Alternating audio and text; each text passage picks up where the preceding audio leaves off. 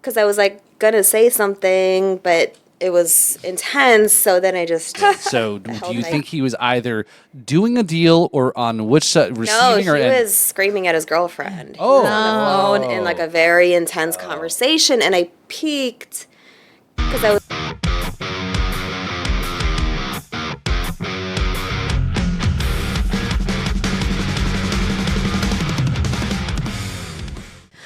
Hello, everyone. I'm sitting in for Kevin McLaughlin, so I will be the Riffs today. And I am sitting in for myself. I will still be the Rhythms today. So welcome to the podcast. We've got the bad bitch herself, Elly Brock. How you doing, Elly?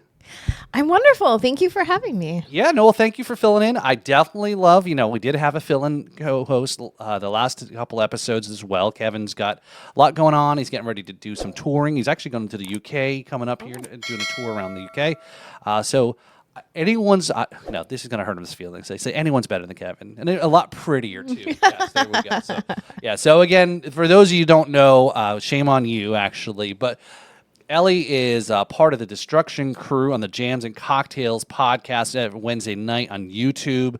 They are also part of the B3 podcast network that we now have. So Jams and Cocktails, Riffs and Rhythms, Drums and Rums are eventually going to get back. Trust me, I keep saying it, but trust me, it's going to get back. But yeah, so there's a fill-in host, and this is cool because I think it's kind of changes some things up a little bit, little dynamics. And I know at some point I'm going to need to probably a few things that are going on in my life. I may need to also have some fill-ins as well. So thank you for joining me. Yeah, thanks for having me. Yeah, so she came only because I said I was going to bring some bad bitch rum. Yeah. That's it. Yeah. So anyway, so enough of the banter and chitty chatty that we've got going on here. We've got somebody here that's on the podcast here, our guest. I met our guest through another podcast endeavor, part of the scene here in West Palm Beach County. It's so awesome the music that she performs and how she ties in, and she's gonna we're gonna ask a lot of good questions about how she got into music, some of the things that she's involved with, some everything else. So I'll shut up now and just get ready to go to it. So welcome to the podcast, DJ Lexey. How you doing, DJ? Good. Thank you so much. Yeah. Happy to be here. Yes. So I know we've kind of it's been maybe a year or two or something that we've kind of known each other. Paths. And we were chatting a little bit. I said to Elly, like, yeah, I said, I've seen Lexey perform at the meat market, and she laughed. I go, no, I said, no, it's actually a restaurant.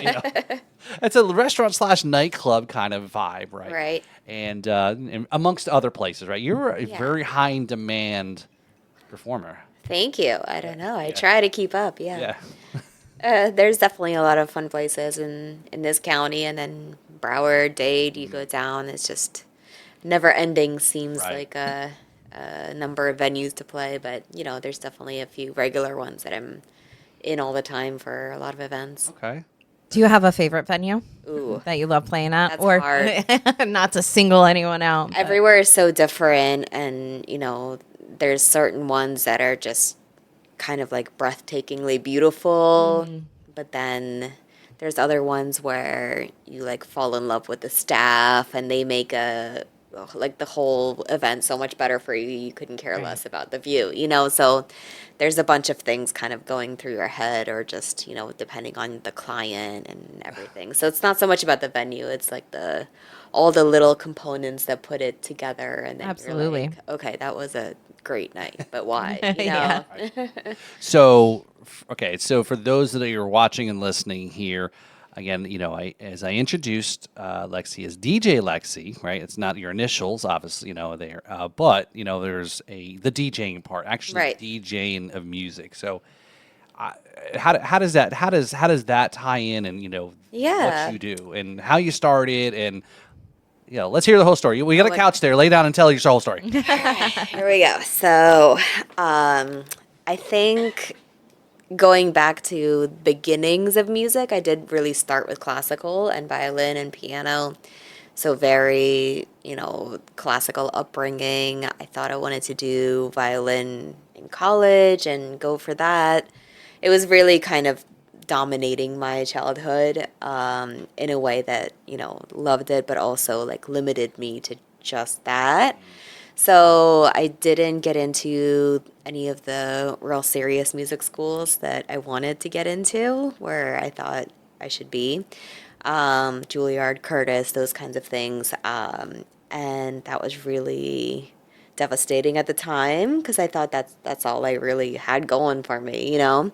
But fell in love with New York City while going to travel there, and so I knew I was happy with New York. Didn't know what I would do there yet. I grew up in Maryland, so not too far, but I knew I wanted to go to New York, but I pretty much abruptly stopped violin because I didn't get to go anywhere for school with that. So it was a bit of a like love hate parting, you know. I dedicated a lot of my life to it, you know, many, many hours. And I just decided, okay, that's it. Like, let's stop this.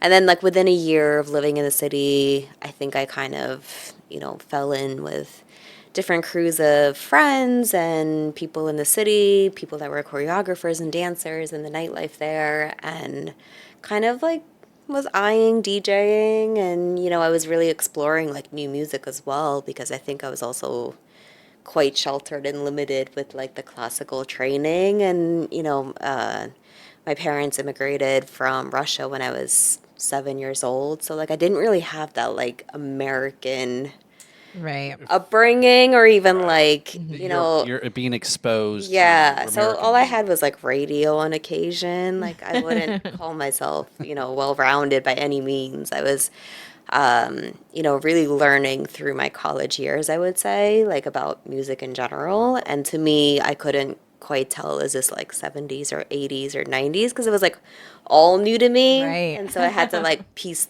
those puzzles together as I kind of started growing there. And then, you know, DJs were really inspiring to me just because their knowledge is so vast of music. And I started kind of having an interest in that. And then maybe by like my second year of school, I went to the Fashion Institute in the city. I was just randomly thinking of a present for a birthday or Christmas or something. I was like, let's get turntables. Let's try this.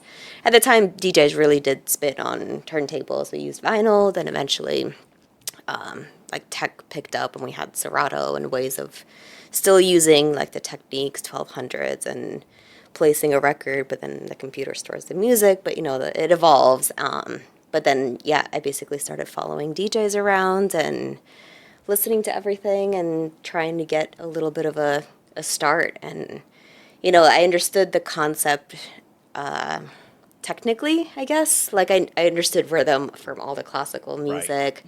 I understood, like, genres, keys, like that type of stuff. So, like, it wasn't hard as a technical instrument. It was more about, like, learning the music and getting the knowledge of all the different artists and decades that I missed out on. So, was anyone else in your family into performing, playing music, classical music, or My mom played as a pianist, but you know, this wasn't like her career path. She went to like a musical conservatory. My dad was more of like a gypsy style, pick up any instrument, figure it out. Didn't really know how to read music, but you know, was very smart and bright and could like figure things out. so you You know. probably had a really good ear, right? Yeah, yeah, it was more about that. My mom was more like rigidly trained and could tell him like what note he was trying to get to, you know, but that wasn't like the dominant thing in the house, Right. you know. They were still involved in their work and things like that. And then no, my siblings like didn't really, nobody played, so it was just me, my interest. So how old were you when you went to New York? I And you were was going to school for fashion? 17. Yeah. wow, So okay. I left like as soon as I could. Gotcha. Okay. So I think I took a couple summer classes basically before I even started. Like I was just really eager to get there, and so I left at probably, you know. Was it kind of like a culture shock to go and see the type of music that's being played in New York Yeah, City? Like, I are there mean, buskers? Are there people on the street? Is that kind of what, or did you go to like clubs and yeah, explore that way? more like clubs, and you know, there's street concerts and DJs playing in the park sometimes. Summer's really vibrant in New York, so there's just music everywhere. And you're getting flyers, obviously, because you're in college, and Right, yeah. school is predominantly a girls' school, we'll call it. So we always had a lot of promoters and people trying to pull you here and there, and everything's free, and like, just come, like we Right, just yeah. need bodies, so like just come and like everything's taken care of. So it was like it was really fun, and I was more or less in like a small town in Maryland, so not really exposed to that kind of thing. So it was fun to see and meet new people and just like all the different cultures and food, and it was a lot of overwhelming like experiences for Right. It's a little bit of all a the senses. culture, maybe a little culture shock, maybe. Yeah, for sure. Yeah. yeah. And I mean, I wasn't like in a country bumpkin kind of town. Like we had diversity. Yeah. No, but like when I first moved, we really almost didn't. And that town also like evolved. Like I was the only Russian person in the school, and like the ESOL, like the English speakers of other languages, like they would stick me and the one Korean girl. So like we were supposed to just be friends, like her not having spoken any English and me just learning. Oh, so you English as your second language? Yeah. Oh, How wow. am I doing? I'm doing okay. Yeah, perfect. All right, I would thanks. have never guessed. Bueno. Thanks. Yeah. Thank you. But yeah, I mean, even that town where I was, like it evolved a lot too. And then Yeah. by the time I was graduating high school, I was in a pretty diverse school with a lot of, but yeah, at the time, like this was like, this is your best friend. I'm like, You're both foreign. Best Thank friend. you. Yeah. Yeah. We have something in common. Exactly. Yeah. Yeah, no, I think that's an interesting. Again, we're I want to definitely stay, and we can probably have a real interesting conversation. Certain things, obviously, about current climate of things, and again, we'll stay clear of those, right? But yeah, like I said, as being somebody who had also had didn't have this long foundation and learning Right. certain, for me, non-music related was growing up when it came to sports. All I ever knew was soccer. Okay. Right. Big in the UK, obviously, and didn't know any about football, baseball. It Right. was just that's all my folks knew because that was the prominent sport in Scotland. But I do though was fortunate had come over from the UK was the exposure of all the Brit invasion music, the Yeah, Stones, the for sure. Beatles, and XYZ. So definitely, it's been interesting. So I am one of those kids you talk about, being a Gen Xer is, yes, I was in the station wagon in the back in the 1980s, no seatbelts, listening to the oldies station, which I think now my music is considered oldies now, I think. My music is considered oldies. Yeah. now. You're old as AF. But you're just having that fun. So that point there, it being in the city, so following performers in general, DJs, because and we'll talk a little bit about I want to talk to you a little bit about the performance, because you're not just standing behind a little DJ booth, you're not just doing you put effort. And I think that I want to really talk about that and kind of give you. You don't need my kudos, okay? You know what I mean? But again, I says, I'll take it. Yeah. Okay. Yeah, All right. Okay. So, the DJ aspect. Okay. So you're in the clubs, and I'm sure a lot of it is very electrifying, and just the vibe, the energy, and all these things. Is how then did you go from the you mentioned turntables into more digital, but okay, let's back. How did you got your birthday present of your turntables? Then how did you is it like the Straight Outta Compton movie where you're kind of like the white version of Dr. Dre and you're in some dude's house and No, this was my college dorm room and my college desk that they provide for you that just had two turntables and a mixer on it. And there was great record stores, Beat Street in Brooklyn, Rock and Soul on 7th Avenue that like I knew of, and you could pick up singles, so it wasn't too expensive, like $4 or $5 or something, and you get two and you try to juggle them back and forth, like getting the technical aspect of it, and then you're out all the time, so you're picking up, and then they do a little homework for you. They're like, this is the top 20 right now or whatever, so you kind of it helps. pick things here and there and just keep like observing and studying music, and you can get a little set going, like just knowing a little bit about music, and you can pick up those records, and before you know it, you have like an hour of music, and then you get more creative with it, and then expand genres. And so I started kind of practicing there. And I guess like if you're asking like how I got my first opportunity, it was random, and it was people that I had been following, and so they knew me just more as like one of the people that dances, comes with like the crew of dancers, and we'd be on stage sometimes and sometimes not, just for fun. It was like very casual. It was nothing like performative. It was just you're dancing and having a good time. And I remember this still vinyl days. This is Joe's Pub in Astor Place in downtown New York. The DJ, they do live shows and concerts, and like it's a smaller theater.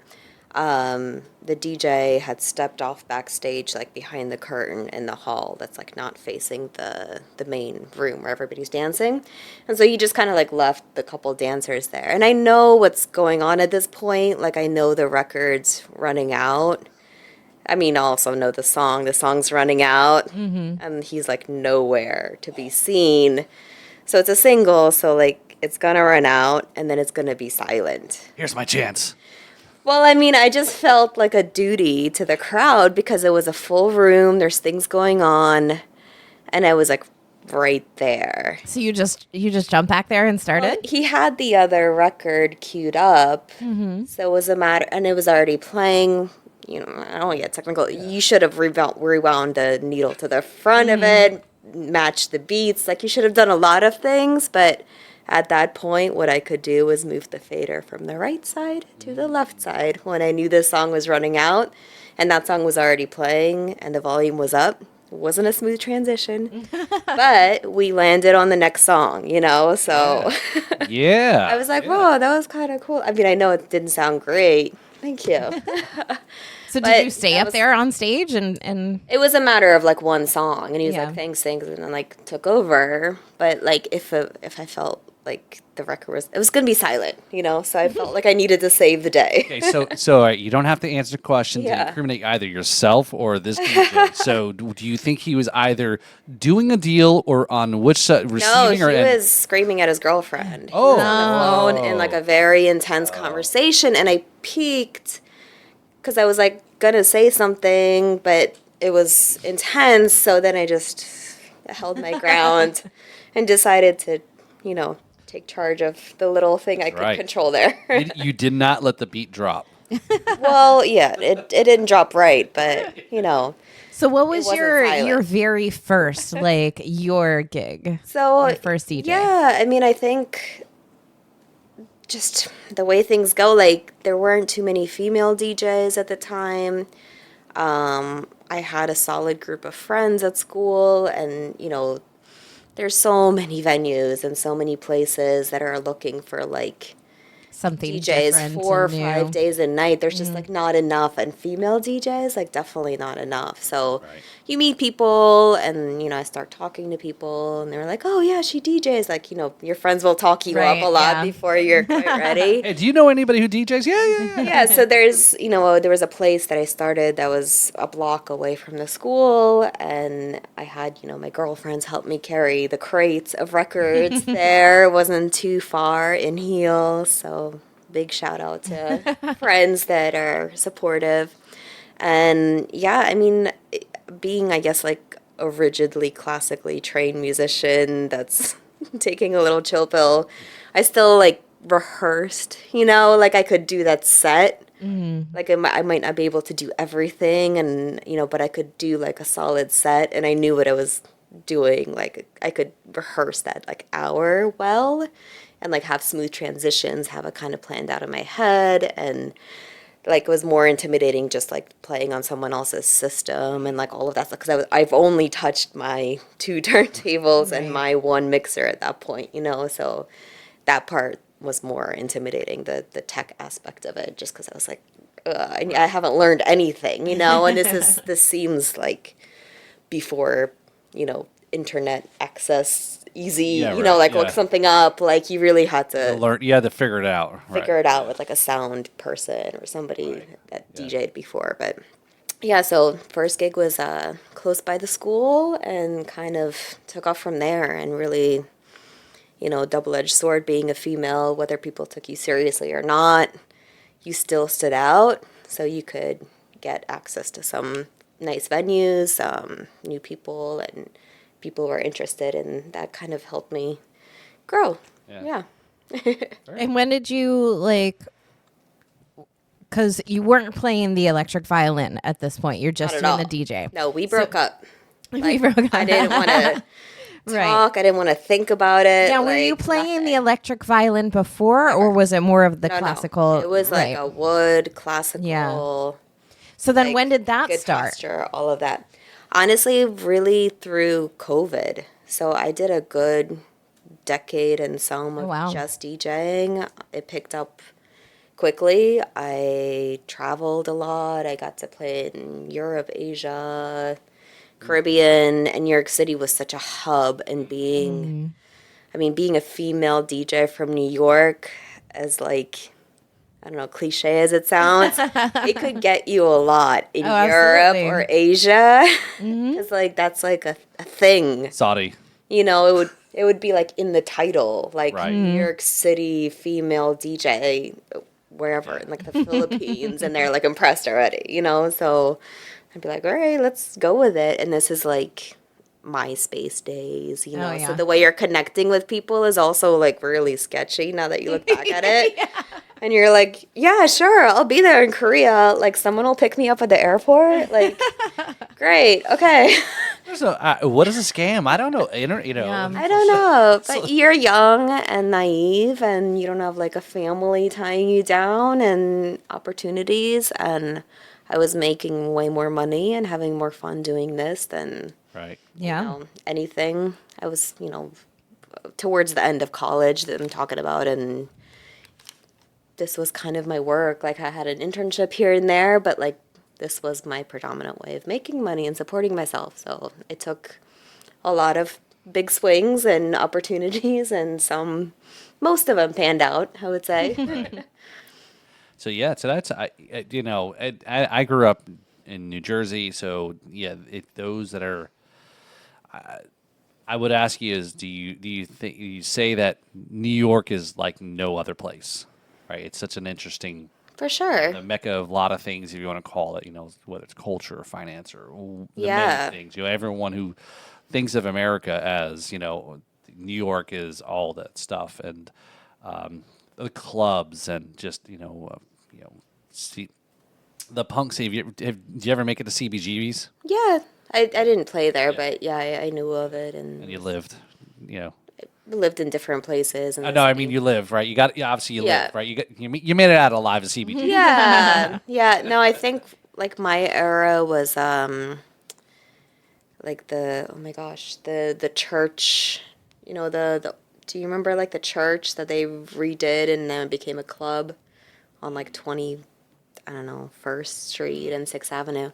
It'll come to me. Okay. But it was basically like a beautiful church, and then it became like the scene for like club kids and all of that. So that was like one of my first exposures where I was like, whoa, this building has like Yeah. a lot in it that's happened, So there was like a few of those like iconic venues that you kind of like get to, and you're like, wow, this is like where like club kids hung out, and Wow. you could feel the history of places, and to experience it for whatever limited time you could like was a lot for me. I don't know. I'm very weird with like places, like you Yeah. feel like There's when we Yeah. talk about this there's an energy. right, From right. the location, the place. Kevin and I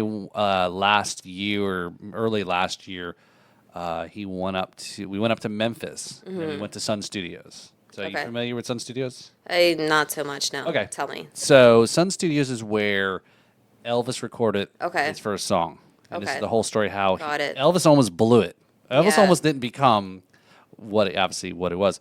But we went in there, did a tour, checked it. You're in the recording, the studio there, in the room.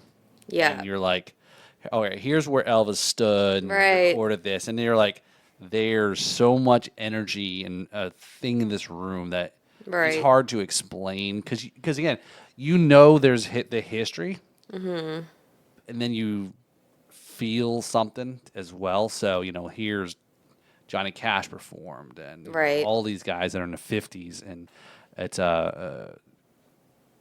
what's his name, Jerry Lee Lewis. There's a photo of there's four guys: Elvis, Jerry Lee Lewis, Johnny Cash, and Carl Perkins. They call it like the $1 Million Quartet. Okay. It's a black and white, Yeah. and but yeah. So there was like this vibe, that, and especially for Kevin, he's obviously more of a performer and music than I am. And he's like, yeah, and there till today, it's still an active recording studio. Yeah. So you can go in there and record, and it didn't seem like it was all that that expensive to go and book an hour of time in.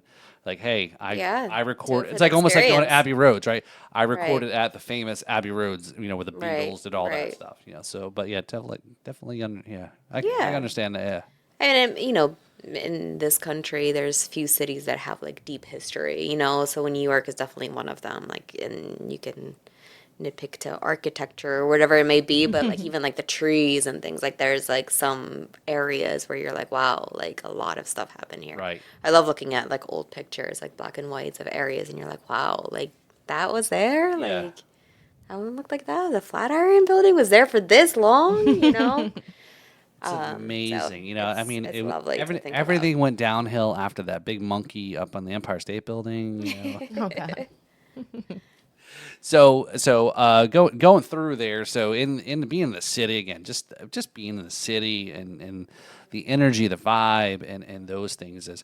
So I guess some of the DJs that you were influenced by, or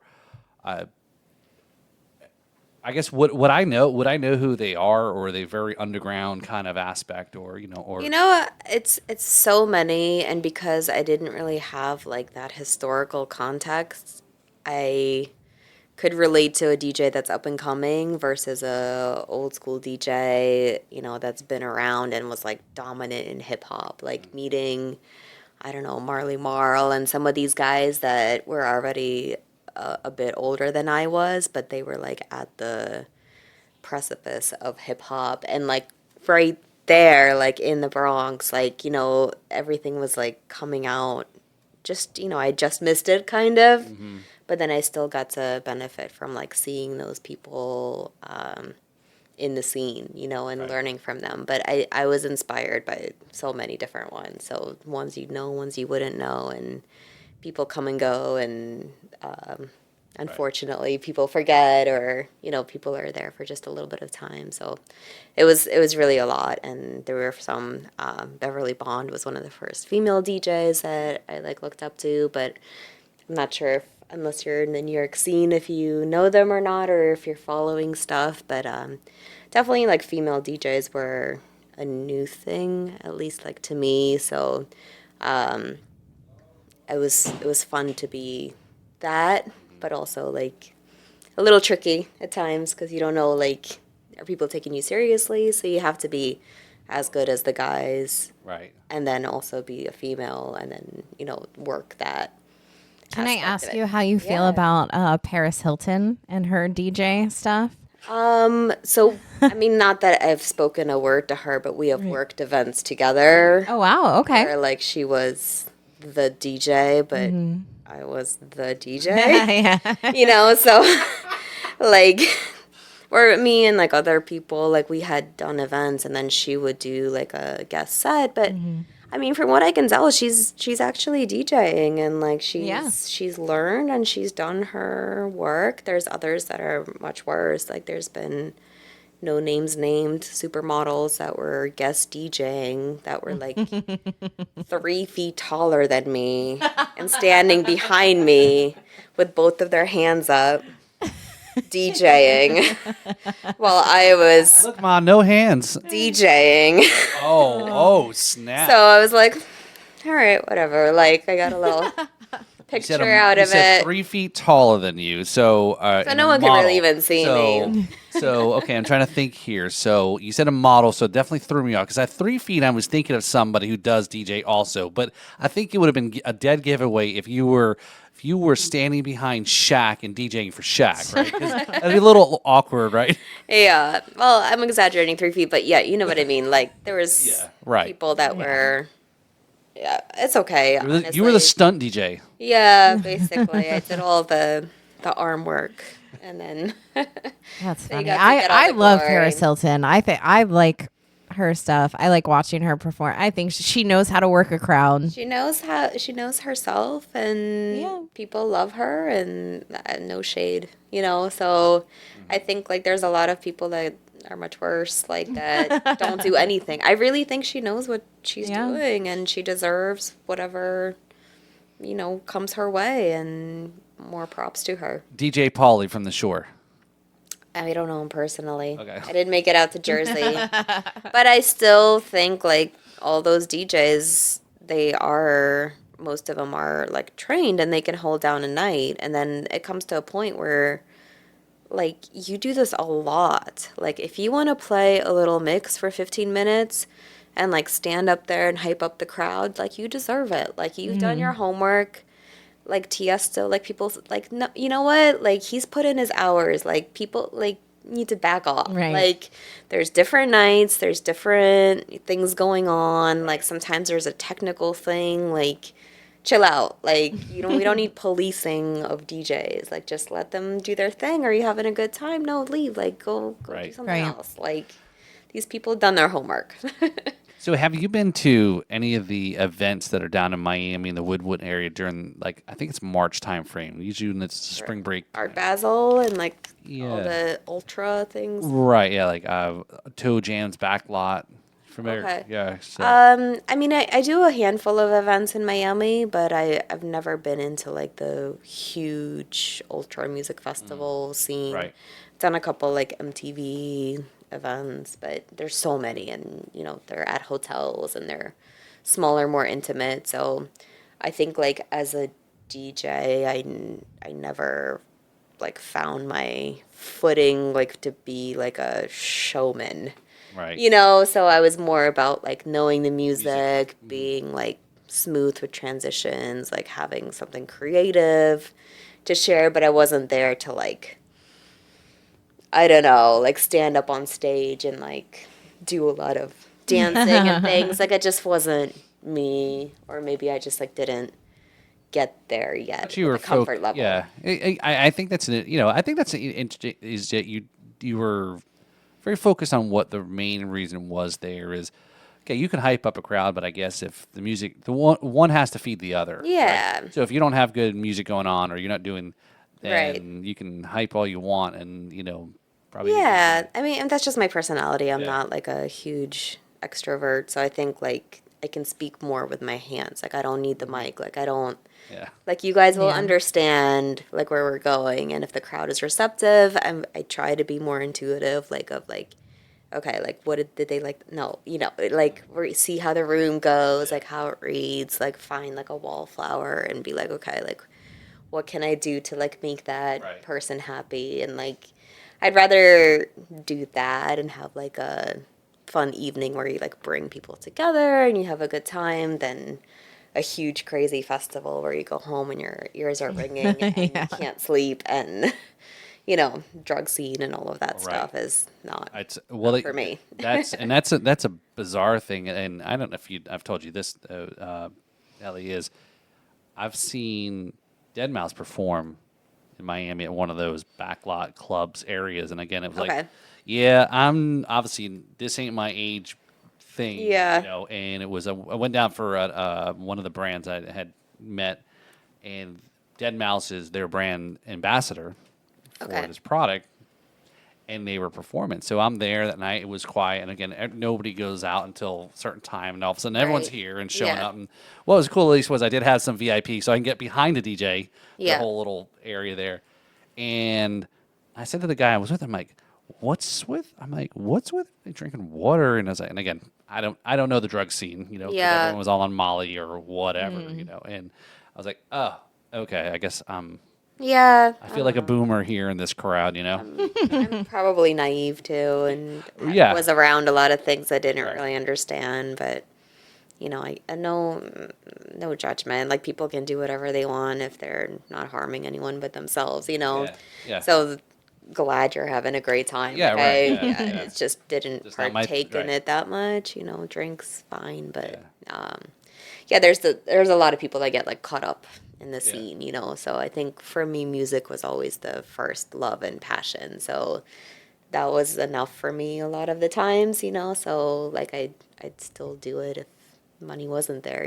So and it wasn't there for many times. So, what's your thoughts about a lot of the we'll talk a little bit later about how a lot of the digital transition, and then now some of it is transitioning back to a little bit of vinyl, right? Yeah. But what's your thoughts? Have you seen on social media these accounts or people that do a lot of these new mashups now, using some AI aspect of taking a song? What did I watch the other day? It was a Van Halen song mashed up with Stevie Wonder, Okay. and it was like it kind of goes back to what you said is if the music is lining up at the right time, the right speed, tempo, Right. etc. It's a kind of an amazing thing, and it's very similar. It's exactly the same in this aspect. Is Stevie Wonder singing this song, "Baby It's All Right," and I don't remember the name, but I think you probably. And then you've got Van Halen performing this song, and it's like, all right, how did you take an R&B song and a rock song, but oddly enough, some of these mashups are just like insane. Yeah. I think, this has been around for a really long time, and essentially that's what we were doing with records and singles. Like you take the record has an instrumental, an a cappella, a radio track, maybe an explicit track, depending on the song. So maybe two to a side or four to a side. So you could always take the instrumental. It's measured by beats per minute, so there's a number there. So it's just math, and you can speed this up, slow this down. You can almost always, within 10 beats per minute, realistically match two songs. So this has been around for a long time, and as DJs, like when you're doing it live, that was definitely something you did to show off. So it's been there. It's just like now it's probably much easier to do, and like people can record it easier. But that's kind of what DJs were doing when I was coming up. And you'd always have like your favorite ones, but not to get like too down and technical, but there's also like a key to songs too. So like as a musician, you'd get quite irritated when the keys were like just off. Like the instrumentals are in one key, but yet the vocals are in a different key, and I'm like, does no one else like hear how bad this is? Like I understand that the rhythms line up, but like it's like two completely different colors, like just that are not meant to be together. I know Kevin's probably dying watching this episode now, and to have the conversation because again, he is a stickler about sound. He Yeah. does a lot of sound, for performances and other shows if he's not playing. But there's a Right. lot of that, and I always joke with him about I said I don't have to worry about capos and key changes and whatever because the drums, the drums are just the drums. They Right. ain't all this other stuff or playing a step down But or even they can be like more high pitched or bassy. Like you understand that it yeah. can have a completely different for sure. So. vibe that it adds. So, Lexi, so we've got a little segment that we talk about. It's called we call it Tales from the Road. So it's a segment where we ask the guests what is some of the craziest stuff may have happened at a gig or something on if you're ever touring or traveling, music related, or any good stories about people falling off a stage or I don't know. There's so many. I'm not sure which ones to share would be more interesting. Like personal fails or like It doesn't have to be about you. You can say it's something else that somebody else you saw happen, or like, hey, I was at this club or I was DJing at this club and something else happened. yeah. Let me think. Okay, we'll come back. I wanna have a juicy story. Well, how about this? Save Yeah. that juicy story for can you come back next week? We're running out of time, so Yeah. can you come back Let's next do week? that. Yeah, let's do that, and then It came to me. Avalon was the church. That was the name. okay, Oh. There we okay, go. there we go. It So- comes to me, but it may take a new episode. See, folks, this is why you stay through a whole episode to hear the answer at the end. There you go. It was a trick question. There you go. So yeah, let's see here. We are. So, do you have any gigs or any performances, or I mean, most of your events are you're playing. You know, you mentioned you get some, and we'll talk a little bit in the next episode. Is next week is, you do some private events and charity events and so forth. But where could folks normally kind of maybe find where you normally play? You know. Yeah. I do keep up with Instagram. It's the only one that I can handle. So it's at DJ Lexey, and then I have 2 that I run. I have one more for violin, so _ violin DJ. You'll find it if you just put DJ Lexey and Lexey. And so I post things up there. There's a lot of events, but Facebook, all the socials I'm on, but they're pretty much fed through Instagram. That's the one that I'll update at stories and actually have like something a little more personal, and less strict like pictures but I put up videos and thoughts, all kinds of things. Very cool. So, so we're going to come back next week. We're going to talk a little bit more. We're going to talk about obviously the other half now. The story here is obviously we talked a lot about. We started with the violin. Now we went to DJing, and now we're going to come back to the violin here, or matching up the two actually. So we're going to stay in tune next week, an episode there. But before we go ahead and wrap up this episode here, definitely want you to go ahead and check out here. We got a blues festival because we are now the podcast is now part of the official podcast partners of the Treasure Coast Blues Society. So this is an event coming here April 6th at Filthy's Fine Cocktail. So I know the name of the place kind of throws you off, but apparently I've been told it's not actually filthy, it's just the name. It's fine. Fine, yes. And fine cocktails, right? And it's up in Vero Beach. So again, this is part of the Treasure Coast Blues Society. There's all local musicians here, part of that are performing. Kevin's one of the bands, obviously, that have been performing as well. A lot of great guys there. Hank and Hurricane, Dave Schott and the Reckless Shots. So definitely come check it out. Support it. $5 in advance, $10 at the door. Any proceeds, I believe, goes to a charity. That's like a music-related charity. So again, get out there. This is the one thing Kevin talks a lot about is the blues are the one sole American style music. Again, that was born here in this country. But yeah, so come on out. Keep the blues alive is the tagline there for the Blues Society, blues.org. So come and check out this event here. Again, we want to promote this event here as obviously being podcast partners of the show here too. So, Elly, what you got coming up here? See you on Jams and Cocktails? Yeah. We're doing this week as our Mardi Gras episode. So we'll be celebrating Mardi Gras. So, yep. So we'll check it out. So you may see me show up. I don't know. I may show up on the, in the Jams and Cocktails show from time to time. We do a lot of crossovers there. That's obviously the whole thing is to intertwine and thread these things together. But yeah, so definitely check out the podcast, support the show there. We got a Patreon page. Go ahead and listen to us on the B3 Podcast Network. Check out the audio channel, like, subscribe, all that good stuff. Leave us a rating here. I don't know if the ratings thing is working on Apple Podcasts, so can you drop me a rating or comment on B3 Podcast Network? Tell us anything you want. I don't care. I think it might be broken, or maybe I don't know. Maybe I'm doing something wrong, but yeah, check that out there. So we're gonna learn a lot more here next week. So tune in next week here. We're gonna talk to DJ Lexey a lot more here about more music, performing, violin. I see there's a violin case over there, so maybe she'll bring it back next week with her. But yeah, so definitely tune in, check out here, and she's gonna also share her juicy tales from the road, and also we're gonna do a song review next week. So tune in. This is Paul, and this is the Riffs. And this is the Rhythms, and this is Elly. There you go. we got through it. All right. So cheers. We'll see you all guys next week.